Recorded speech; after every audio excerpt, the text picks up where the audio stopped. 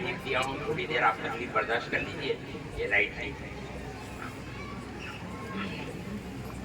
نحمد ونصلي أما بعد.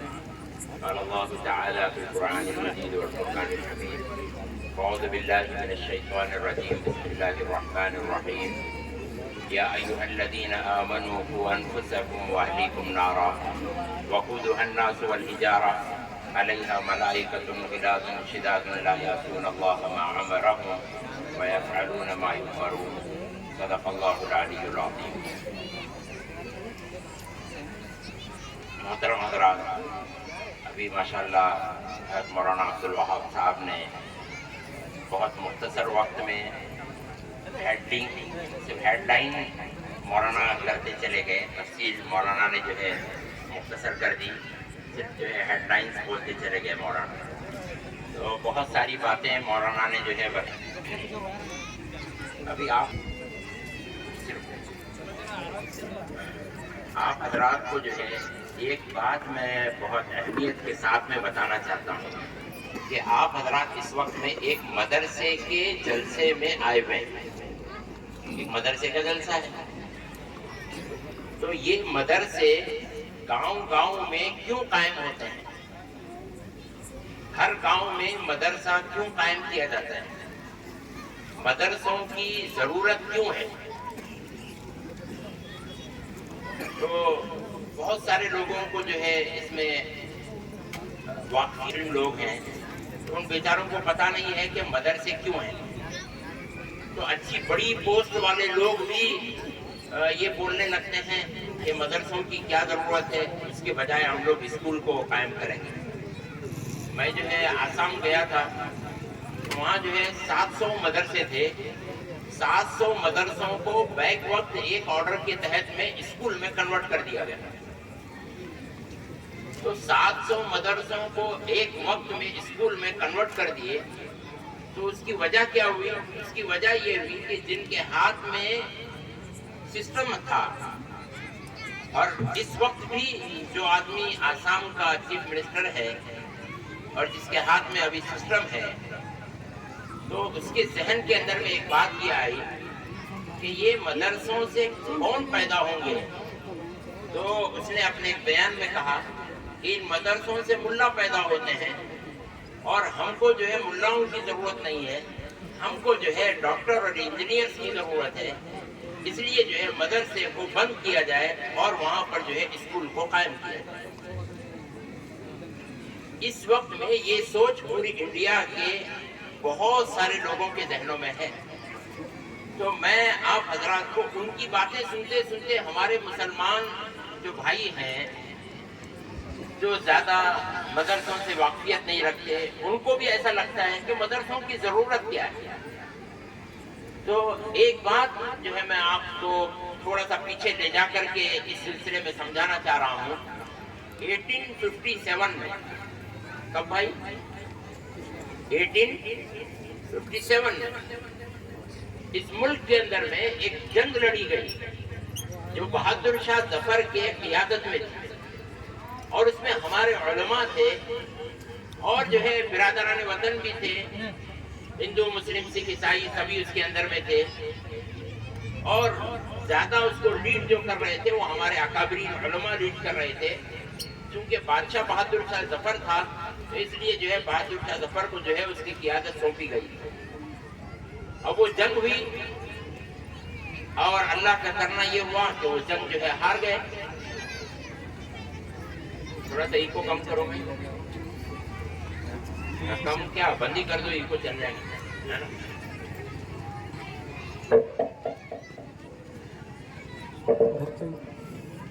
گھر میں ہی دیکھو کھلا چاہیے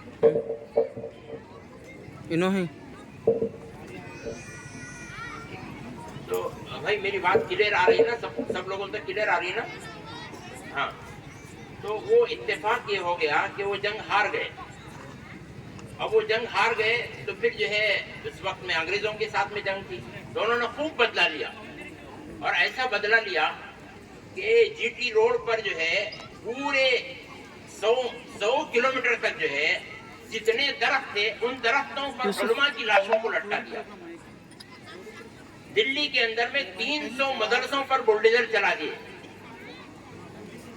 اور جو ہے لاکھوں قرآن مجید جو ہے دلی کے اندر میں جلا دی، ہزاروں مسلمانوں کو شہید کر دیا 1857 کی جنگ کے بعد میں۔ پھر جب جو ہے یہ سب معاملہ ٹھنڈا ہو گیا اور جو ہے 1957 میں ہوا، 58-59 میں جب سارا معاملہ ٹھنڈا ہو گیا، سال 2 سال انہوں نے پکڑ دکڑ کی، مارا ماری کی، سب قتل کیا، یہ کیا وہ کیا۔ 59 کے اندر میں انہوں نے بیٹھ کر کے سوچا کہ اب دوبارہ اس طرح سے 1857 کے جیسا واقعہ نہیں ہونا، اس کے لیے ہم کو کیا کرنا چاہیے۔ تو انہوں نے جو ہے آپس میں بیٹھ کر کے ایک مذاکرہ کیا، ساؤنڈ کم ہو گئی، تو آپس میں بیٹھ کر کے انہوں نے ایک مذاکرہ کیا کہ اگر ہم نے یہ جو بچے ہیں، ان کے جو بچے ہیں، اگر جو ہے یہ اسی طرح سے ہم نے ان کو چھوڑ دیا تو یہ 15 سال کے بعد میں جو ہے 20 سال کے ہو جائیں گے۔ ابھی 5 سال کے، 6 سال کے، 7 سال کے، 8 سال کے ہیں، ایک 15 سال کی مدت گزرے گی تو یہ بچے جو ہے 20-22 سال کے کڑیل نوجوان ہوں گے اور یہ لوگ جو ہے پھر ہمارے خلاف میں کھڑے ہوں گے کہ انہوں نے جو ہے ہمارے علماء کو شہید کیا ہے اور ہمارے وطن کے خلاف میں انہوں نے جنگ لڑی ہے کر کے یہ پھر ہمارے خلاف میں کھڑے ہو جائیں گے۔ تو بیٹھ کر کے انہوں نے پلان کیا ہے اور پھر جو ہے اس وقت میں پورے انڈیا میں اعلان ہوا، پورے انڈیا میں اعلان ہوا کہ جتنے لوگ شہید ہوئے ہیں 1857 کی جنگ میں، ان تمام کے بچوں کو گورنمنٹ جو ہے خود ایڈاپٹ کر رہی ہے، گورنمنٹ خود ایڈاپٹ کر رہی ہے، انگریز گورنمنٹ یہ خود جو ہے ایڈاپٹ کر رہی ہے اور ان تمام شہیدوں کے بچوں کو انگریز گورنمنٹ جو ہے فری کھانا دے گی، فری ایجوکیشن دے گی اور فری ہاسٹل دے گی۔ انہوں نے یہ اعلان کیا کہ ہم ان کو فری کھانا دیں گے، فری ایجوکیشن دیں گے اور جو ہے ان کو فری ہاسٹل دیں گے۔ سارے انڈیا کے شہیدوں کے بچوں کو ہمارے پاس میں لاؤ، ہم ان کو جو ہے یہ فری دے کر کے۔ آپ سوچئے کتنی اچھی بات تھی، ایک طرف تو مار دیے، جو ان کے خلاف میں کھڑے ہوئے تھے ان کو شہید کر دیے اور پھر جو ہے مہربانی یہ کر رہے ہیں کہ ان کے ہی بچوں کو ایڈاپٹ کر کے ان کو جو ہے فری کھانا بھی دیں گے، فری ایجوکیشن بھی دیں گے اور فری ہاسٹل بھی دیں گے۔ نعرہ تو بہت اچھا تھا، بات تو بہت اچھی تھی اور جو ہے ایسا لگ رہا تھا کہ اب پورے انڈیا کے شہیدوں کے بچے ان کے گود میں جا کر کے بیٹھ جائیں گے۔ اس وقت میں جو ہے جو بچے ہوئے علماء کرام تھے انہوں نے بیٹھ کر کے سوچا کہ یہ نعرہ جو ہے یہ خالی کھلی نعرہ نہیں ہے، اس کے پیچھے جو ہے ایک بہت بڑا شریعنتر ہے، اس کے پیچھے ایک بہت بڑی سازش ہے۔ اور پھر اس وقت میں ہمارے اکابرین دیوبند نے بیٹھ کر کے یہ بات طے کی کہ جس طرح سے گورنمنٹ نے اعلان کیا ہے ہم بھی اعلان کریں گے اور پھر 1867 کے اندر میں دارالعلوم دیوبند کی بنیاد پڑی اور اس نعرے کے ساتھ میں بنیاد پڑی کہ جتنے انڈیا کے مسلمان ہیں وہ اپنے بچوں کو ہمارے ہاتھ میں دے دیں، ہم ان کو جو ہے فری کھانا دیں گے، فری ایجوکیشن دیں گے اور فری ہاسٹل دیں گے۔ جس طرح سے انگریز گورنمنٹ جو ہے فری کھانا، فری ہاسٹل، فری ایجوکیشن دے رہی ہے، ایسا ہم بھی جو ہے مسلمانوں کے بچوں کو اور جو بھی آنا چاہتا ہے ہم ان کے بچوں کو فری کھانا دیں گے، فری ایجوکیشن دیں گے، فری ہاسٹل دیں گے۔ یہ اعلان اکابر دیوبند نے کیا، امیڈیٹ فوراً ادھر سے گورنمنٹ کا یہ اعلان ہوا، ادھر سے جو ہے ہمارے اکابرین کا یہ اعلان ہوا۔ اب چونکہ معاملہ ایسا تھا جو ہے ان اکابرین کے اعلان کی طرف میں متوجہ ہوئے اور اپنے بچوں کو لالا کر کے مدرسے کے اندر میں چھوڑنا شروع کیا۔ اور آج میرے بھائیوں اس کا نتیجہ ہمارے سامنے ہے جو اس وقت میں نظر آ رہا ہے۔ میں اس کی تعداد تھوڑا سا آپ کو بعد میں بتاؤں گا کہ اگر ولو بالفرض اس وقت میں ہمارے اکابرین جو ہے یہ قدم نہ اٹھاتے اور مدرسے کی بنیاد نہ رکھتے اور جو ہے ہمارے وہ شہیدوں کے بچے انگریز گورنمنٹ کے حوالے ہو جاتے تو وہ گورنمنٹ ان کو کیا تعلیم دیتی اور ان کو کیا ایجوکیشن دیتی اور کیا گورنمنٹ ان کو سکھاتی۔ آپ اندازہ کیجئے کہ ابھی جو ہے بیجاپور کے اندر میں ہماری جو ایک ملاقات ہوئی، بیجاپور میں ایک بہت بڑا ایجوکیشنل انسٹیٹیوٹ ہے، اتنا بڑا ایجوکیشنل انسٹیٹیوٹ ہے بیجاپور کے اندر میں کہ جس کے اسٹاف ہی کے 18,000 لوگ ہیں. آپ سوچئے بچے کتنے ہوں گے. نرسری سے لے کے انجینئرنگ کالج تک ان کے پاس میں. ان کے ڈائریکٹر سے ہماری ملاقات ہوئی تو کہنے لگے مولانا ایسی بری حالت ہو گئی ہے ہمارے اسکولوں کی، یعنی ہے کہ پڑھا تو ہم پڑھا رہے ہیں لیکن اخلاقی اعتبار سے، سوجھ بوجھ کے اعتبار سے، فکر کے اعتبار سے اور جو ہے اندر کی جو ہے ترقی کے اعتبار سے ہمارے اسکولوں کی ایسی بری حالت ہو گئی ہے کہ میں آپ کو دوسرے اسکولوں کی بات نہیں سناتا، میرے خود کے اسکول کی بات سناتا ہوں کر کے وہ ایجوکیشنل انسٹیٹیوٹ کے ڈائریکٹر نے خود میرے سامنے جو ہے یہ بات کہی کہ ہمارے یہاں جو ہے پرسوں یہ واقعہ پیش آیا مولانا کہ 10ویں کا بچہ فل نشہ کر کے آیا. 10ویں کا بچہ جی فل نشہ کر کے آیا. اب بولیے کیا بات رہ گئی؟ اگر اس وقت میں ہمارے اکابرین مدرسوں کی بنیاد نہ رکھتے اور یہ انگریزوں کے ہاتھ میں ہمارے بچے چلے جاتے تو ان کی تعلیم کا کیا حال ہوتا؟ لوگ یہ سمجھتے ہیں کہ ایجوکیشن سے جو ہے مسلمان ترقی کر لیں گے. میرے بھائیوں، نبی نے صرف تعلیم کی طرف میں متوجہ نہیں کیا. نبی نے تعلیم کے ساتھ میں تعلیم، تربیت اور روحانیت، یہ 3 باتوں کی طرف میں نبی نے متوجہ کیا ہے اور اللہ کے رسول نے اس کے اوپر میں کام کیا ہے. تعلیم، تربیت اور روحانیت. اگر یہ دونوں اوپر کے اڑ گئے، تربیت بھی اڑ گئی اور روحانیت بھی اڑ گئی، تو پھر جو ایجوکیشن ملے گی بچے کو، اس ایجوکیشن کا نتیجہ یہ ہوگا جو آج یورپ اور امریکہ میں ہو رہا ہے کہ ماں جو ہے کورٹ میں جا کر کے مقدمہ دائر کرتی ہے جج کے پاس میں کہ میرے بیٹے سے کہا جائے کہ وہ میرے ساتھ دن میں 15 منٹ کا وقت گزارے. میرا بیٹا صبح اور شام اپنے کتے کو چہل قدمی کرانے کے لیے 1 گھنٹہ وقت دیتا ہے، لیکن جس ماں نے اسے پیدا کیا ہے مہینوں سے 15 منٹ کا وقت وہ اپنی ماں کو نہیں دے رہا ہے.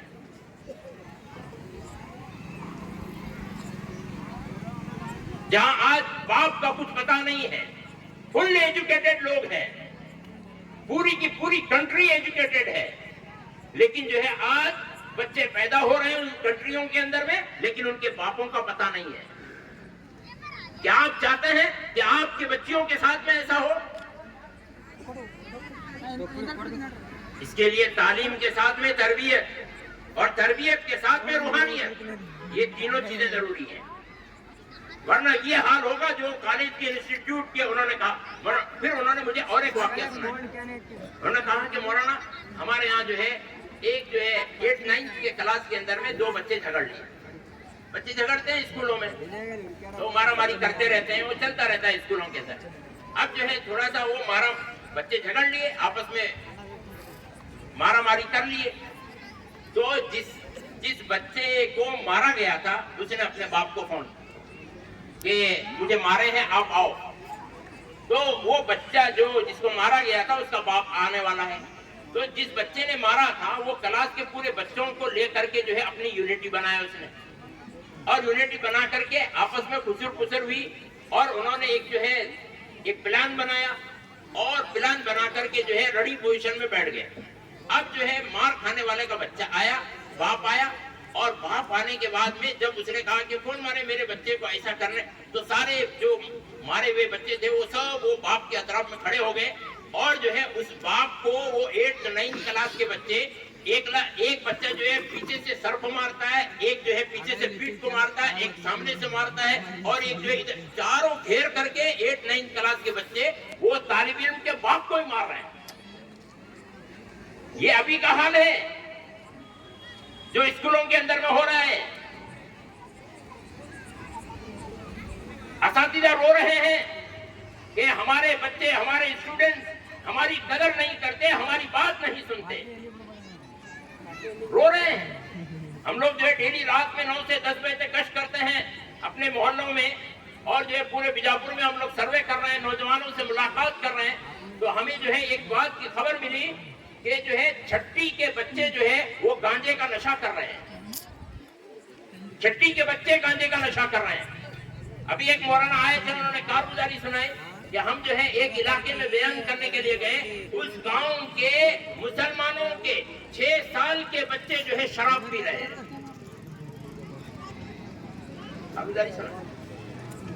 آپ جانتے ہیں یہ کیا ہے؟ ابھی میرے پاس میں ایک ویڈیو ہے, اس ویڈیو کے اندر میں ہے کہ ایک اسکول کے مینجمنٹ نے دیکھا بچے جو ہے کبھی ہنستے ہیں, کبھی لڑتے ہیں, گھومتے ہیں, ایسا ہمارے بچوں کا بیہیویئر بدل گیا ہے. تو انہوں نے تحقیق کی تو پتا چلا یہ جو ہے کچھ معاملہ گڑبڑ ہے. کیا معاملہ گڑبڑ تھا؟ کہ وہ اسکول کے سامنے جو ہے ایک پان کی دکان ہے.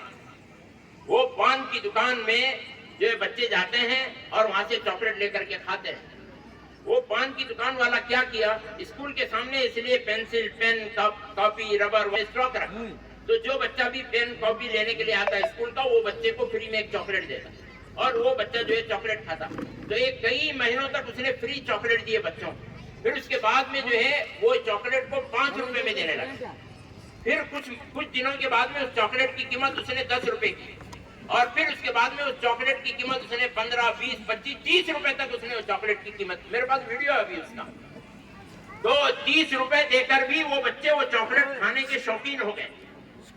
پھر اس کے بعد میں کیا ہوا کہ اسکول کے مینجمنٹ نے دیکھا کہ بچوں کا بیہیویئر بدل گیا ہے, تو انہوں نے تحقیق کی. تو وہ پان کی دکان میں گئے اور جو ہے اس کی دکان پہ جو ہے پولیس والوں کو بلا کر کے چھاپا مروایا. تو جو ہے وہاں اس کی دکان میں سے 90 کلو چاکلیٹ نکلا, 90 kg چاکلیٹ اس کی دکان سے نکلا. وہ چاکلیٹ کو لا کر کے انہوں نے اسکول میں رکھا اور جو ہے اس کی تحقیق کی. تو پتا چلا کہ وہ پان کی دکان والا یہ اسکول کے چھوٹے چھوٹے معصوم بچوں کو وہ چاکلیٹ کے اندر میں گانجے کا نشہ ملا کر کے کھلا رہا ہے.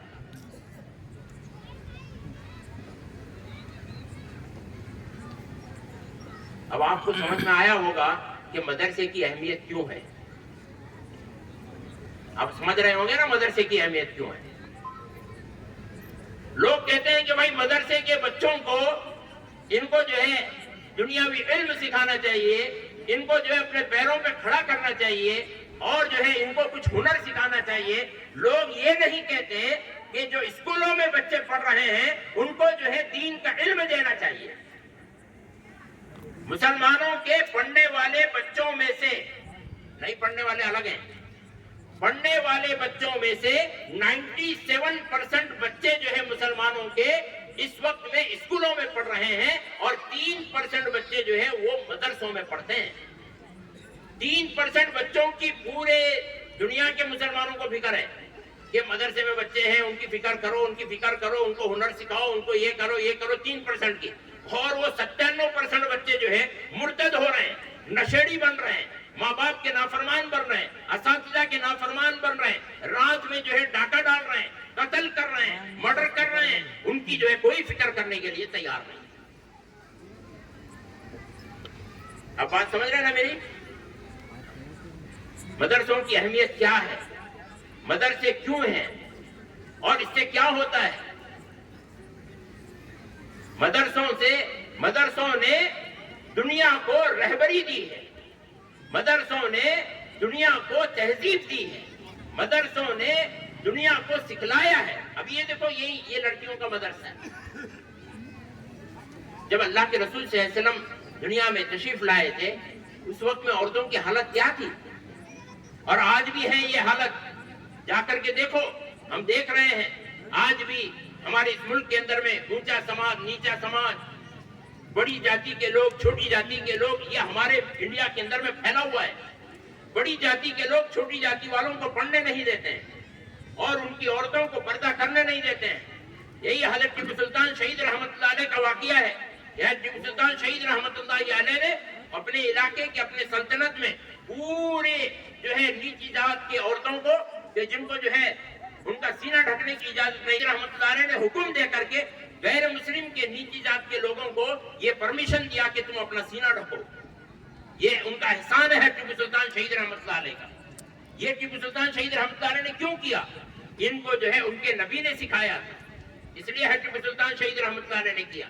جب اللہ کے رسول دنیا میں آئے تھے, عورت جو ہے ایک جانور تھی, عورت ایک جانور سمجھی جاتی تھی, اس کے ساتھ میں جانوروں کے جیسا برتاؤ ہوتا تھا.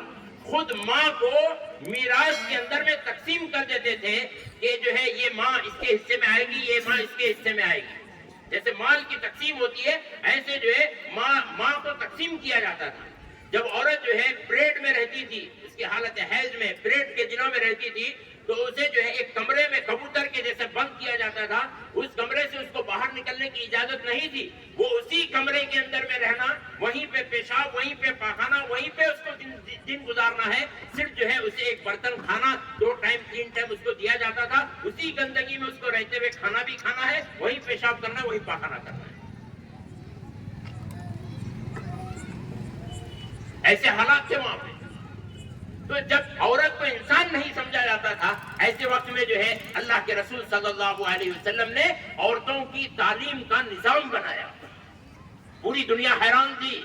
حضرت عمر رضی اللہ تعالیٰ عنہ بھی کہنے لگے، حضرت عمر جیسے زبردست شخصیت، اتنی سوجھ بوجھ والے کہنے لگے اللہ کے رسول ان کو بہت مت چڑھاؤ، نہیں تو یہ ہمارے سر پہ بیٹھ جائیں گی۔ حضرت عمر بھی کہنے لگے۔ اللہ کے رسول صلی اللہ علیہ وسلم نے تعلیم کا نظام بنایا، عورتوں کی تعلیم کا نظام بنایا۔ ابھی مولانا نے کہا نہیں کہ اما عائشہ کو اللہ کے رسول نے فرمایا کہ اما عائشہ کے پاس نصف دین ہے، اور بعض روایتوں میں آتا ہے کہ 2/3 دین اللہ تعالیٰ نے حضرت عائشہ صدیقہ رضی اللہ تعالیٰ عنہ کو عطا فرمایا۔ ایک تابعی کہتے ہیں کہ میں نے بڑے بڑے صحابہ کو مسائل کے حل کرنے کے لیے حضرت عائشہ صدیقہ رضی اللہ تعالیٰ عنہ کے پاس میں گھٹنے ٹیکتے ہوئے دیکھا ہے۔ جو مسئلہ مردوں سے حل نہیں ہوتا تھا، دین کا مسئلہ مردوں سے حل نہیں ہوتا تھا، وہ مسئلہ جو ہے آ کر کے حضرت عائشہ صدیقہ رضی اللہ تعالیٰ عنہ کے پاس میں حل کرتے تھے۔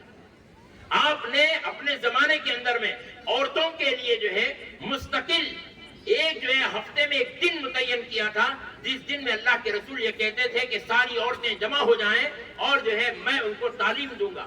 تو خود اللہ کے رسول صلی اللہ علیہ وسلم ہفتے میں ایک مرتبہ ساری عورتوں کو جمع کر کے جو ہے ان کو علم دیتے تھے، ان کو سکھاتے تھے، جس کا نتیجہ یہ ہوا کہ جو ہے صحابیات میں بڑی بڑی علم والی عورتیں پیدا ہوئی۔ اللہ کے رسول نے ان کو جو ہے دین کا علم بھی سکھایا، اور جو ہے فنون اور علوم سے ان کو مہارت بھی عطا فرمائی۔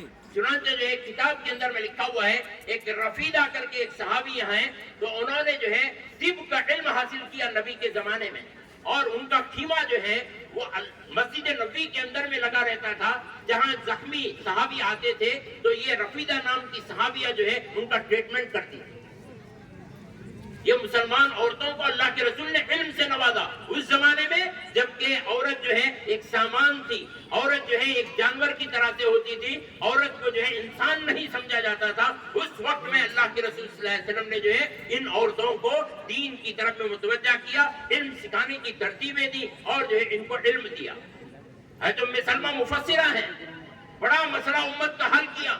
جب جو ہے صلح حدیبیہ کے موقع پر صحابہ اپنا جو ہے احرام نہیں اتار رہے تھے، حلق نہیں کر رہے تھے، تو حضرت ام سلمہ رضی اللہ تعالیٰ عنہ کی رائے کے اوپر میں جو ہے اللہ کے رسول نے عمل کر کے امت پر عذاب کو نازل ہونے سے بچایا ہے۔ یہ علم دیا اللہ کے رسول صلی اللہ علیہ وسلم نے عورتوں کو، جس کی وجہ سے جو ہے عورتوں میں مفسرہ، محدثہ، یہ تو ہو گیا۔ دوسری بات مجھے یہ پوچھنی ہے، یہ معلوم کرنی ہے آپ سے، آپ ہی بتائیے کہ اللہ کے رسول صلی اللہ علیہ وسلم اور اسلام کے علاوہ 1400 سال پہلے جب اللہ کے رسول آئے اور یہ نظام، یہ ترتیب اور اسلام کی یہ بات لے کر کے آئے، تو اس وقت میں پوری دنیا میں عورت کو ننگی کر کے کھڑا کیا جاتا تھا۔ اللہ کے رسول صلی اللہ علیہ وسلم نے اللہ کی طرف سے پردے کا حکم ان عورتوں کو عطا فرمایا ہے۔ ورنہ بازاروں میں جس طرح سے چیزوں کو گھما پھرا کر کے دیکھا جاتا ہے، چھان پھٹک کر کے دیکھا جاتا ہے، اس طرح سے عورتوں کو جو ہے بازاروں میں کھڑا کر کے جو ہے ان کے جسم کو دیکھا جاتا تھا۔ اللہ کے رسول صلی اللہ علیہ وسلم نے ان کو پردہ عطا فرمایا ہے۔ یہ پوری دنیا کے اوپر میں اسلام کا احسان ہے، پوری دنیا پہ اسلام کا احسان ہے۔ حیا کیا ہوتی ہے، حیا کیسے ہوتی ہے، شرم کس کو کہتے ہیں، یہ اسلام نے اور اللہ کے رسول نے دنیا والوں کو سمجھایا ہے، صرف مسلمانوں کو نہیں۔ حیا کا مطلب اللہ کے رسول نے دنیا والوں کو سمجھایا، فرمایا دین حیا ہے، الحیاء شعبۃ من الایمان اذا لم تستحی فاصنع ما شئت۔ حیا نہیں ہے تو جنگلی جانور ہے، حیا نہیں ہے تو تیرے دل میں جو چاہے کر لے۔ جس امت سے حیا ختم ہو جاتی ہے، جس قوم سے حیا ختم ہوتی ہے، وہاں زنا عام ہو جاتا ہے، اور جہاں زنا عام ہو جاتا ہے وہاں جو ہے قتل اور غارت گری عام ہو جاتی ہے۔ اور اللہ تعالیٰ جب کسی قوم کے قتل کرنے کا ارادہ کرتے ہیں، بہت غور سے سنو میری بات، یہ بہت پوائنٹ کی بات بتا رہا ہوں میں۔ اللہ تعالیٰ جس قوم کے قتل کا ارادہ کر لیتے ہیں، جس قوم کے ہلاکت کا ارادہ کر لیتے ہیں کہ اس قوم کو مجھے ہلاک کرنا ہے، اللہ تعالیٰ اس قوم میں زنا کو عام کر دیتے ہیں، اور سب زنا میں۔ ایک صاحب میرے پاس میں آئے، ہمارے علاقے کی کارگزاری انہوں نے سنائی، مولانا میں اپنے گھر کے پیچھے کے حصے میں کیمرہ لگایا تھا، اپنے گھر کے پیچھے کے حصے میں کیمرہ لگایا تھا، تو میں نے 2 نوجوانوں کو دیکھا روز ایک کتیا کو لا کر کے اس کے ساتھ میں زنا کر رہے ہیں۔ اب یہ ہلاک نہیں ہوں گے تو کیا ہوگا؟ اللہ کے رسول صلی اللہ علیہ وسلم نے فرمایا کہ ایک مرد 10 عورتوں سے زنا کر رہا ہے، الگ الگ عورتوں سے اس نے زنا کیا، اس کا ایک گناہ ہے، اور وہ بہت بڑا گناہ ہے۔ یا کہ ایک عورت کچھ مردوں کے ساتھ میں تعلقات قائم کر لیتی ہے، اس کا ایک گناہ ہے اور بہت بڑا گناہ ہے۔ لیکن اس سے بڑا اور عظیم گناہ ان 10 عورتوں کے ساتھ تعلقات قائم کرنے سے بڑا گناہ اور عظیم گناہ یہ ہے کہ وہ مرد اپنی پڑوسی کی بیوی کے ساتھ میں زنا کرے۔ آپ کو موبائل میں کیا سکھایا جا رہا ہے؟ آپ کو سیریل کیا بتائے جا رہے ہیں؟ اس کی پڑوسن اسے اچھی لگ رہی ہے، اس کی پڑوسن اس کو اچھی لگ رہی ہے، اس کے تعلقات اس کے پڑوسی کے ساتھ میں، اس کے تعلقات اس پڑوسی کے ساتھ میں۔ موبائل کے اندر میں یہی تو سکھایا جا رہا ہے، گیئزم کو عام کیا جا رہا ہے، لیسبین عام ہو رہے ہیں، عورتیں عورتوں کے ساتھ میں تعلقات میں ہیں، مرد مردوں کے ساتھ میں تعلقات میں ہیں۔ ایک مالدار آدمی نے اپنے بیٹے کی شادی کی، خون کے آنسو رو رہا تھا، شادی میں خوشی ہونا چاہیے لیکن خون کے آنسو رو رہا تھا، کیوں؟ اس لیے کہ اس کے بیٹے نے کسی گرل فرینڈ سے شادی نہیں کی، بلکہ اس کے بیٹے نے اپنے بوائے فرینڈ سے شادی کی۔ آپ سمجھ رہے میری بات کو؟ گیئزم اللہ کے نظام کے خلاف میں امت کھڑی ہے، اللہ کے نظام کے خلاف میں انسان جا رہے ہیں۔ اللہ کا سسٹم ہے، مرد عورت سے اپنی خواہشات کو پورا کرے اور عورت مرد سے اپنی خواہشات کو پورا کرے، لیکن جو ہے جب سسٹم بدلے گا، اللہ کا نظام میں انگلی کریں گے، اللہ کے نظام میں چھیڑخانی کریں گے، اور مرد مرد سے نکاح کرے گا، عورت عورت سے نکاح کرے گی۔ اب یہ ہو رہا ہے، قانون بنا دیا گیا ہمارے ملک کے اندر میں کہ جو ہے عورت عورت سے نکاح کر سکتی ہے، مرد مرد سے نکاح کر سکتا ہے، اور یہ نکاح ہو رہے ہیں، اس کے ویڈیوز وائرل ہو رہے ہیں۔ پھر کیا ہوگا؟ اللہ تعالیٰ جو ہے کسی وقت میں نماز نہیں پڑھ لیا، اللہ کبھی معاف کر دیں گے، قرآن نہیں پڑھ لیا کبھی اللہ معاف کریں گے، لیکن اللہ کے نظام میں انگلی کرنے والے کو اللہ معاف نہیں کرتے۔ نظام سے چھیڑخانی برداشت نہیں ہوتی اللہ کو۔ فرعون کو کیوں مارا؟ الذین طغوا فی البلاد، سرکشی کر رہا تھا، ظلم کر رہا تھا، نظام کے خلاف میں جا رہا تھا، اپنی طاقت کا غلط استعمال کر رہا تھا، گردن پکڑ کر کے پانی میں ڈبو کر کے مارا اس کو اللہ نے۔ قوم لوط کو اللہ نے کیوں ہلاک کیا؟ بے نمازی تھی اس لیے نہیں، قرآن نہیں پڑھتی تھی اس لیے نہیں، قوم لوط کو اللہ نے اس لیے ہلاک کیا کہ وہ عورتوں سے اپنے تعلقات نہیں کرتے تھے، مردوں کے ساتھ میں اپنی خواہشات کو پورا کرتے تھے۔ یہ کیوں کہہ رہا ہوں معلوم ہے آپ کو؟ میں ہمارے پاس میں بہت کارگزاریاں، بھائی کیوں مجھے بولنا اچھا نہیں لگ رہا ہے اس لیے میں نہیں بول رہا ہوں۔ کیا ہو رہا ہے اسکولوں میں اور کیا ہو رہا ہے کالجوں میں، اور لڑکے کیا کر رہے ہیں، ہمارے پاس میں پورے پروف کے ساتھ میں چیزیں ہیں۔ اس لیے میں خبردار کر رہا ہوں، اللہ کے نظام میں انگلی مت کرو، اللہ گردن توڑ دیں گے۔ اللہ کے نظام میں انگلی مت کرو، اللہ گردن توڑ دیں گے۔ اللہ کے لیے دیر نہیں دی، کسی قوم کو مارنے کے لیے اللہ تعالیٰ جو ہے ایک فرشتے کو بھیجیں گے، آواز لگا، ایک چیخ مارے گا فرشتہ، کلیجے پھٹ جائیں گے ان لوگوں کے۔ سور لے کے بیٹھے ہوئے نا حضرت اسرافیل، ایک سور ماریں گے پوری دنیا کے انسانوں کے کلیجے پھٹ جائیں گے۔ یہ اللہ کی طاقت ہے جی، اللہ کے نظام کے خلاف میں مت جاؤ۔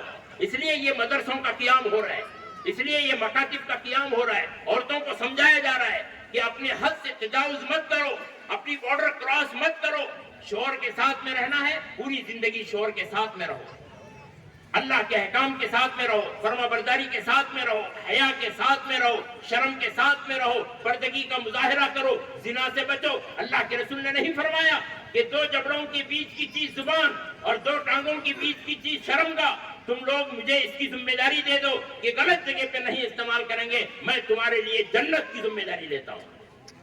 اللہ کے رسول نے نہیں فرمایا؟ اور آج یہ دونوں باتیں عورتوں میں کثرت کے ساتھ میں عام ہوتی چلی جا رہی ہیں، یہ میڈیا کی وجہ سے۔ اللہ ہم سب کی حفاظت فرمائے۔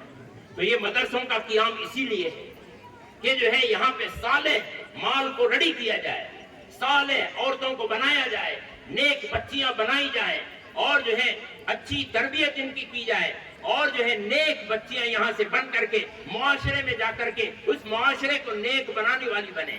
ایک عورت کا بگڑنا معاشرے کا بگڑنا ہوتا ہے، اور ایک جو ہے ایک عورت کا سدھر جانا ایک معاشرے کا سدھرنا ہوتا ہے۔ اس مدرسے میں بچیاں جو ہے صالح بن کر کے جائیں گی، صالحہ بن کر کے جائیں گی، اور پھر یہ اپنے معاشرے کے اندر میں بڑا کام کریں گی، اور الحمدللہ اس کے تجربات ہو رہے ہیں۔ تو اس لیے آپ حضرات سے گزارش ہے کہ اپنے بچیوں کو خود بھی اپنے گھروں میں تعلیم دیں، اور پھر جو ہے اپنے مدرسوں میں تربیت کا بھی خیال کریں، ان کی روحانیت کا بھی خیال کریں۔ بغیر تربیت اور بغیر روحانیت کے اس تعلیم سے بھی جو ہے نقصان ہو سکتا ہے۔ تو اس لیے جو ہے آپ حضرات سے یہ گزارش ہے کہ آپ جو ہے ان تمام باتوں کو اچھی طرح سے سمجھیں، اور اس پر جو ہے اپنے آپ کو جو ہے عمل کرنے والے بنائیں۔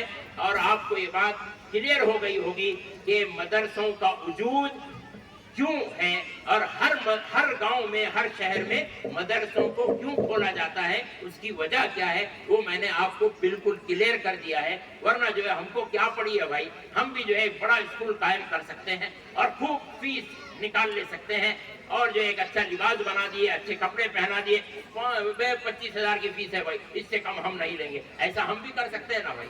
تو پھر یہاں مرنے کی ضرورت کیا ہے، ہم کو گالیاں کھانے کی ضرورت کیا ہے، لوگوں کے پاس میں بھیک کا کٹورا چندے کی شکل میں لے کر کے پھرنے کی ضرورت کیا ہے؟ نہیں، اس سے انسان بنتا ہے، یہاں جو ہے ساری چیزیں وجود میں آتی ہیں۔ اس لیے مدرسوں کی اہمیت کو سمجھو۔ تو ہمارے ایک اکابرین ہیں، ان کی بات کہہ کر کے میں اپنی بات ختم کر رہا ہوں۔ وہ فرماتے ہیں کہ ان مکاتب اور ان مدارس کو اگر اپنا خون دے کر کے پالنا پڑے تو اپنا خون دے کر کے ان کو پالو، پیسہ تو بہت معمولی چیز ہے۔ اللہ سمجھنے کی عمل کی توفیق عطا فرمائے۔